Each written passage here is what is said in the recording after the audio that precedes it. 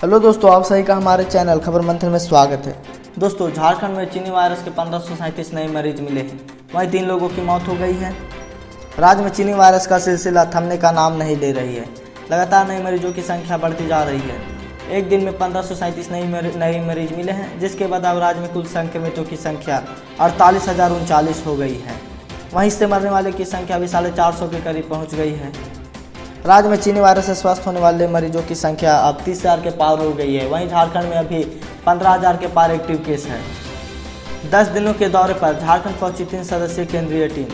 चीनी वायरस निपटने को लेकर किए जा रहे प्रयासों की गई समीक्षा के लिए केंद्रीय टीम शुक्रवार को रांची पहुंच गई है। यह टीम रांची, जमशेदपुर तथा धनबाद में कोरोना से निपटने को लेकर किए जा रहे उपायों तथा मरीजों के उपचार की व्यवस्था का जायजा लेगी। टीम 10 दिनों तक इन जिलों में प्रवेश करेगी। टीम में लेडी हार्डिंग मेडिकल कॉलेज के पीसीएम विभाग के प्रोफेसर डॉक्टर तापस कुमार, सरफरजगंज अस्पताल के पीसीएम विभाग के प्रोफेसर डॉक्टर पूर्णिमा तिवारी तथा आरएमआरसी भुवनेश्वर के साइंटिस्ट डॉक्टर अमृत महापात्रा भी शामिल हैं। 6 सितंबर से फिर झारखंड में सक्रिय होगा मानसून। पिछले 24 घंटों के दौरान झारखंड में मानसून कमजोर रहा है। राज्य के कुछ जिलों में हल्का बूंदीबांदी बारिश हुई है। मौसम विभाग के अनुसार देश के पूर्वी हिस्सों में कम दबाव का चक्रवाती क्षेत्र बन रहा है। इसे देखते हुए मौसम विभाग ने येलो अलर्ट जारी कर दिया है। वहीं अगले 24 घंटों के अंदर राज्य में कई स्थानों पर हल्की बारिश होने की संभावना है। वहीं राज्य समेत कुछ स्थानों पर वज्रपात की भी संभावना जताई गई है। सीएम हेमंत सोरेन ने पीएम मोदी को पत्र लिखकर मांगा जीएसटी बकाया। झारखंड के मुख्यमंत्री हेमंत सोरेन ने शुक्रवार को ट्वीट करके बताया कि उन्होंने प्रधानमंत्री नरेंद्र मोदी को एक पत्र लिखा। इस पत्र के जरिए उन्होंने पीएम को बकाया और जीएसटी मांगा है और साथ ही इस पर जो भी अड़चनें आ रही है उसे खत्म करने की भी बात की है। इस पर झारखंड मुक्ति मोर्चा ने मुख्यमंत्री का आभार जताया तो राज्य के किसी युवक ने रिप्लाई करते हुए कहा कि इस रुकी हुई सारी वैकेंसी क्लियर करवाइए सर जी। प्रधानमंत्री को संबोधित चिट्ठी में हेमंत सोरेन ने लिखा कि वित्तीय वर्ष 2020-21 में झारखंड सरकार को करीब 2,500 करोड़ रुपए का नुकसान हुआ है। तो क्या झारखंड सरकार को सभी जितने भी वैकेंसी रुकी हुई है उन सभी को क्लियर कर देना चाहिए? आप अपना राय हमें कमेंट में ज़रूर बताएं। 55 घंटे तक रेल चक्का जाम करने के बाद हेमंत सोरेन से मिले टाना भगत। झारखंड में 55 घंटे तक रेल चक्का जाम करके आर्थिक नाकेबंदी का ऐलान करने वाले टाना भगत शनिवार को राजधानी रांची में हेमंत सोरेन से मिले। लातेहार के विधायक वैद्यनाथ राम के साथ टाना भगत एक प्रतिनिधिमंडल रांची पहुंचा था। मुख्यमंत्री आवास पर सीएम हेमंत सोरेन के साथ उनकी बैठक हुई। मुख्यमंत्री ने उन्हें आश्वासन दिया कि उनकी मांगों पर विचार किया जाएगा। शनिवार को टाना भगत के प्रतिनिधिमंडल रांची पहुंचे और सीएम को अपनी सभी मांगे रखे। बैठक खत्म होने के बाद मुख्यमंत्री और टाना भगत समुदाय के प्रतिनिधिमंडल के सदस्यों ने कहा कि वार्ता सकारात्मक रही। प्रतिनिधिमंडल ने अपनी मांगे और समस्याओं को लेकर मुख्यमंत्री को विज्ञापन सौंपा है। 7वीं किस्त पाने से पहले करें यह काम वरना अटक जाएंगे आपके 2,000। प्रधानमंत्री किसान सम्मान निधि योजना के तहत किसानों को सालाना 6,000 रुपये की आर्थिक मदद दी जाती है। किसानों को यह किस्त 2,000 रुपये की 3 किस्त के जरिए दी जाती है। अगस्त की शुरुआत में सरकार ने योजना 6ठी किस्त जारी की थी। अब सरकार की अगली किस्त यानी 7वीं किस्त जारी करने की तैयारी में है। किस्त को जारी करने से पहले किसानों को कुछ बातों का ध्यान देना जरूरी है। दरअसल नए किसान ऐसे हैं जिनका लाभार्थी सूची में नाम तो है लेकिन इन्हें 6ठी किस्त जारी नहीं की गई। ऐसा इसलिए क्योंकि उनके आवेदन में कुछ गलतियां थी। ऐसे में सरकार किस्त रोक लेती है। आप अपना आवेदन चेक कर सकते हैं। pmkisan.gov.in पर जाकर आप अपना आवेदन देख सकते हैं। अगर कोई गलती हो तो आप उसे जल्द से जल्द सुधार लें, नहीं तो आपको 7वां किस्त नहीं मिलेगा। और अगर अभी तक भी आपके खाते में 2,000 रुपये यानी 6ठी किस्त नहीं आए तो आप हमें कमेंट में ज़रूर बताएं। अब दूसरे राज्य जाने के लिए भी करनी पड़ सकती है कोरोना जाँच। चीनी वायरस संक्रमण को नियंत्रित करने के लिए स्वास्थ्य मंत्रालय के काम करने वाले भारतीय आयुर्विज्ञान अनुसंधान परिषद ने टेस्टिंग रणनीति में बड़ा बदलाव किया है। अब तक देश में डॉक्टर्स और डिस्ट्रिक्ट एडमिनिस्ट्रेशन की सलाह पर ही लोगों को जांच हो रही थी, लेकिन अब कोई भी जांच करा सकता है। शुक्रवार को जारी की गई एडवाइजरी में आईसीएमआर ने स्पष्ट किया कि अगर कोई राज्य चाहता है तो अपने यहाँ आने वाले दूसरे राज्य के निवासियों से कोविड नेगेटिव की रिपोर्ट मांग सकता है। माना जा रहा है कि आईसीएमआर द्वारा यह सलाह इसलिए दी गई ताकि रेलवे और हवाई यात्राओं में सरीखी सेवाओं में कोई अड़चन न आए। टेस्टिंग की रणनीति को सफल बनाने के 4 श्रेणियों की तरह शुक्रवार को जारी की गई सलाह में कहा गया कि कंटेनमेंट जोन में काम कर रहे हेल्थ वर्कर का टेस्ट जरूर होना चाहिए। सुशांत सिंह राजपूत केस में जिस दिन का इंतजार था वो उस दिन सभी के लिए आ गई है। जी हाँ दोस्तों, सुशांत सिंह राजपूत मामले में अब ड्रग एंगल सबसे बड़ा केस बन गया है। शुक्रवार को एनसीबी ने बड़ी कार्रवाई करते हुए पहली बार चक्रवर्ती परिवार के किसी शख्स को गिरफ्तार किया है। शॉवी की गिरफ्तारी का अलावा सैमुअल मिरांडा को भी गिरफ्तार किया गया है। शनिवार को दोनों को किला कोर्ट में पेश किया गया और वह बड़ा फैसला सुनाई दिया जाएगा।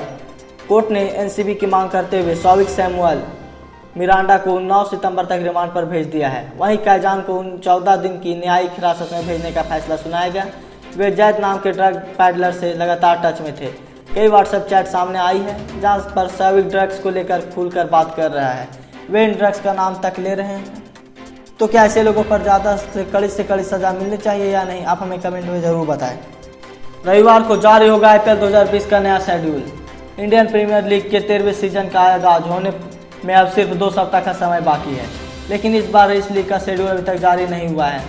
पहले 4 सितंबर को जारी करने की बात थी, लेकिन शनिवार को इस लीग के चेयरमैन ब्रजेश पटेल ने जानकारी दी कि इसका शेड्यूल रविवार को यानी 6 सितंबर को जारी किया जाएगा। समाचार एजेंसी ANI ने ब्रजेश पटेल के हवाले से लिखा, 19 सितंबर में UAE में शुरू होने वाले IPL 2020 का शेड्यूल रविवार को जारी होगा। सुरेश रैना की चाहत इस IPL में नंबर 3 पर खेलेंगे MS धोनी। अब पार्षदों की नौकरी 60 वर्ष की। राज्य के पार्षदों की सेवा शर्त नियमावली को गुरुवार को शिक्षा मंत्री जगन्नाथ महतो ने स्वीकृति दे दी। नियमावली में पार्षदों की सेवा अस्थायीकरण व मानदेय के समतुल्य देने का प्रावधान किया गया। पार्षद शिक्षक अब 60 वर्ष की उम्र तक अपनी सेवा दे सकेंगे। उन्हें 5200 से लेकर 20,000 रुपये का वेतनमान दिया जाएगा। शिक्षक पात्रता परीक्षा में सफल पार्षदों को वेतनमान पाने के लिए कोई परीक्षा नहीं देनी होगी। राज्य में शिक्षक पात्रता परीक्षा में लगभग 13,000 पारा शिक्षक सफल हुए हैं। झारखंड में 21 सितंबर से खुलेंगे हाई स्कूल। कोरोना महामारी के कारण झारखंड के सभी स्कूल बंद है। इसी बीच एक बड़ी खबर आ रही है कि झारखंड में 50% छात्रों के साथ हाई स्कूल को खोला जाएगा। मिली जानकारी के मुताबिक हर दिन 50% शिक्षक स्कूल आएंगे और 9वीं से 12वीं तक के छात्र छात्राओं को पढ़ाएंगे, लेकिन सभी लोगों को कोरोना गाइडलाइन का पालन करना होगा। साथ ही इसके छात्र छात्राओं को अपने अभिभावक से स्कूल आने तक की सहमति पत्र लेकर आना होगा, तभी इन्हें पढ़ाई करने की इजाज़त मिलेगी। स्कूल प्रबंधक इसकी तैयारी में भी जुट गया है। तो क्या स्कूलों को खोलने का निर्णय राज्य सरकार का सही है या नहीं, आप हमें कमेंट में ज़रूर बताएं। और साथ ही क्या कोचिंग को भी खोल देना चाहिए, आप अपना राय हमें कमेंट में ज़रूर बताएं। दुनिया को इसी साल मिलेगी कोरोना वैक्सीन। रूस का कोरोना टीका स्पुतनिक भी कसौटी पर खरा उतरा। दुनिया भर में फैली कोरोना वायरस महामारी को रोकने के लिए रूस ने सबसे पहले वैक्सीन देने का दावा किया था, जो अब सच होने जा रहा है। रूस की बनाई कोरोना वैक्सीन को लेकर जो संदेह जताए जा रहे थे वो अभी भी गलत साबित होते नजर आ रहे हैं। इस बारे में लेसेंट की रिपोर्ट प्रकाशित हुई, जिसमें रूस की वैक्सीन स्पुतनिक वी पर सफल होने की मुहर लग चुकी है। लेसेंट ने पाया कि 2 चरण तक चले टेस्ट में वैक्सीन लेने वाले 76 वॉलंटियर्स की बॉडी में पर्याप्त एंटीबॉडी मिली है, जिसमें कोरोना वायरस के असर को बेअसर करने का क्षमता है। 2021 अंडर 17 महिला फीफा वर्ल्ड कप में झारखंड की 8 बेटियां होंगी शामिल। रांची में 2021 में अंडर 17 महिला फीफा वर्ल्ड कप का आयोजन होने जा रहा है। इसे लेकर भारतीय महिला फुटबॉल खिलाड़ी लगातार मेहनत कर रहे हैं ताकि खिताब भारत में ही रहे। भारतीय टीम में झारखंड की 8 बेटियां भी शामिल हैं और एक खिलाड़ी रांची के बिरसा मुंडा फुटबॉल स्टेडियम में प्रैक्टिस में जुटे हुए हैं।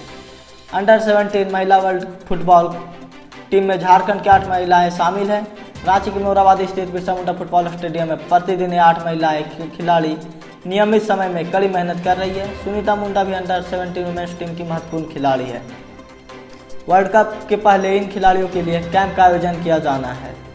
नई शिक्षा नीति में सभी वर्गों का ध्यान रखा गया। रांची विश्वविद्यालय की ओर से शनिवार को शिक्षक दिवस पर ऑनलाइन कार्यक्रम आयोजित किया गया। इसके तहत आयोजित वेबिनार में NPE 2020 की पृष्ठभूमि में शिक्षकों की बदलती भूमिका पर चर्चा हुई। साथ ही नई शिक्षा नीति पर शिक्षकों को अपने विचार साझा किए। इसकी अध्यक्षता कुलपति डॉक्टर रमेश कुमार पांडे ने की। वेबिनार में कुलपति डॉक्टर कामिनी कुमार, डीन साइंस सह निदेशक HRDS के निदेशक डॉक्टर ज्योति कुमार सभी हिस्सा लिए। उन्होंने कहा कि शिक्षा नीति में सभी वर्गों का ध्यान रखा गया है और इसे झारखंड में भी लागू कर देना चाहिए। तो आपका क्या राय, क्या झारखंड में नई शिक्षा नीति को लागू करना चाहिए या नहीं, आप हमें कमेंट में अपना राय जरूर बताएं। पाठ्यक्रम छोटा होने की स्कूलों में दी जाएगी जानकारी। राज्य के हाई और +2 स्कूलों के पाठ्यक्रम का छोटा करने के बाद स्कूल स्तर पर छात्र छात्राओं को इसकी जानकारी दी जाएगी। स्कूली शिक्षा और साक्षरता विभाग 9वीं से लेकर 12वीं क्लास का सिलेबस छोटा होने पर उसकी पूरी रिपोर्ट सभी हाई स्कूल और +2 स्कूल को भेजेगा। स्कूल में छात्र छात्रा अपनी पाठ्य पुस्तक लेकर आएंगे, जिसमें शिक्षक उन्हें बताएंगे कि संबंधित क्लास में उन्हें क्या पढ़ना है। विषयवार संशोधित किए गए चैप्टर और टॉपिकों को किताब में से कट किया जाएगा। सबसे पहले 10वीं और 12वीं के छात्र छात्राओं को अलग अलग दिन स्कूल बुलाया जाएगा। सोशल डिस्टेंसिंग, मास्क, सैनिटाइजर समेत अन्य मानकों का पालन करते हुए उन्हें विषयवार संशोधित सिलेबस की जानकारी दी जाएगी। शिक्षक क्लास में बच्चों को बैठाकर किसी विषय में कौन सा चैप्टर पढ़ना है या नहीं उन किताबों में पेंसिल से कट करवाएंगे, ताकि अगले साल वे किताब वापस करें तो उसे मिटाकर दूसरे बच्चे को दिया जा सके। इसके अलावा डीजी साथ व्हाट्सएप ग्रुप के जरिए दिए जा रहे कंटेंट में भी छात्र छात्राओं को संशोधित सिलेबस उपलब्ध कराया जाएगा। जेपीएससी, जेसीईआरटी, जैक और जिला की वेबसाइट पर भी इसे जारी किया जाएगा। इन जगहों में छात्र छात्राओं को विषयवार संबोधित सिलेबस अपलोड कर सकेंगे।